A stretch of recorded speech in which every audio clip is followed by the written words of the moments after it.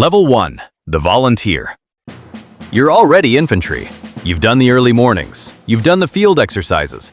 You've qualified on your rifle. You've proven you're dependable. You're not reckless. You're not loud. You do your job. And that's exactly why you volunteer. But the moment you step into sniper selection, your past disappears. Nobody cares about your awards. Nobody cares about your old scores. Nobody cares how long you've served. Here, you start from zero. You carry heavy weight for miles. Not running, not racing, just steady movement. You navigate alone through unfamiliar terrain. No GPS, no crowd, no one correcting you. You operate on little sleep. You're hungry, your shoulders ache, your socks are wet. And the instructors? They watch how you react.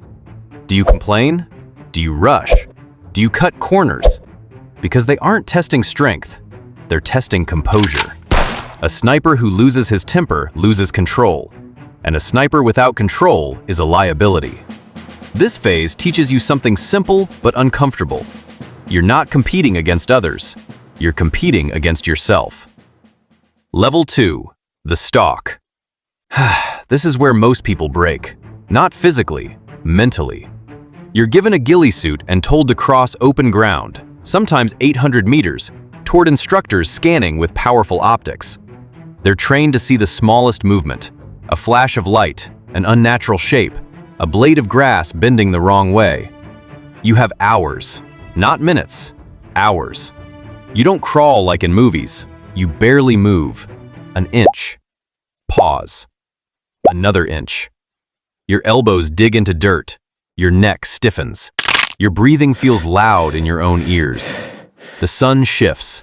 The wind changes. If the wind stops, you stop. If birds react, you freeze. Your mind starts talking. This is pointless. They've already seen you. You're wasting time. That voice is your real enemy. Most candidates don't fail because they can't shoot.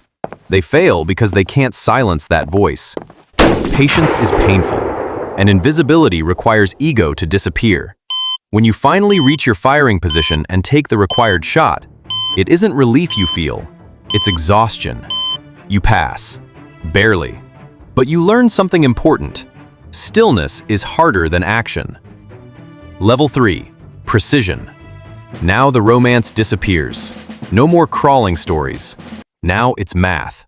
Wind speed, bullet drop, elevation, temperature, air density. You learn that a bullet doesn't fly straight. It reacts to everything. The world affects your shot. And if you don't understand the world, you miss. At first, you do miss, and that humbles you. Because being a good shot at the range means nothing here. Now every shot is calculated, measured, logged. You write everything down, because discipline isn't optional, it's survival. Slowly, something changes. Your breathing becomes intentional. Inhale, exhale, pause.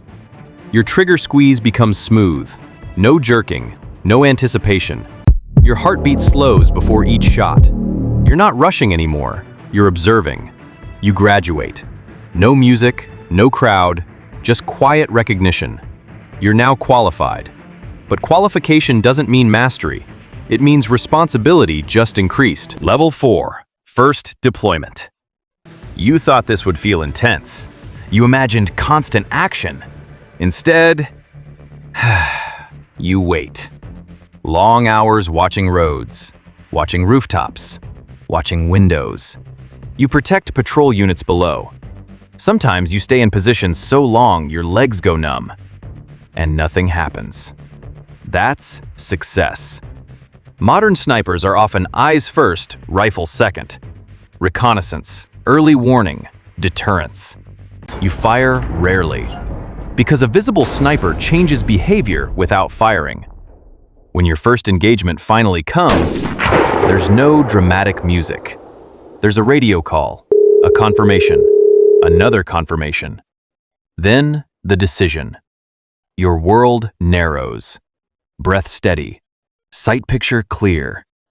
You don't feel powerful, you feel precise. Afterward, there's paperwork, debrief, silence. And that's when it sinks in. The rifle isn't heavy. The responsibility is. Level 5. Experience changes you. Years pass. Now you read terrain automatically. You estimate distance without tools. You notice patterns others miss. You mentor younger snipers, and you see yourself in them. Eager, confident, a little too confident. You teach them what nobody told you clearly enough. Patience over pride. Confirmation over instinct. Law over emotion. Because emotion clouds judgment, and judgment is everything. Commanders start asking your opinion before missions, not because you're loud, but because you're measured. Reputation in this world isn't built on stories, it's built on consistency. Level 6. Team Leader.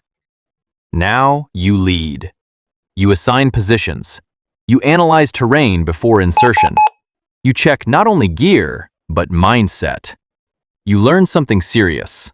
A sniper can be technically perfect, but mentally unstable. And that's dangerous. You watch for small signs: fatigue, impatience, overconfidence. Every shot your team takes reflects on you. Leadership changes how you think. You're not thinking about your own performance anymore. You're thinking about standards, about accountability, about consequences. Level 7. Chief Sniper. Now you're senior. You don't crawl as much. You design training programs. You set qualification standards. You recommend who advances and who doesn't. And sometimes you have to tell someone they're not ready. That's harder than any shot, because skill can be trained. Judgment must be selected. You've seen the full cycle: the volunteer, the exhausted candidate, the quiet graduate, the humbled operator. You understand something most people don't. The highest-ranking sniper isn't the one with the most engagements.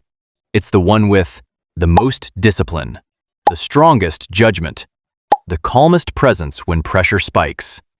Because at the top, the mission isn't about shooting. It's about responsibility. And when you teach the next generation, you leave them with this: a sniper's greatest power is restraint. Because sometimes the most important shot you take is the one you don't.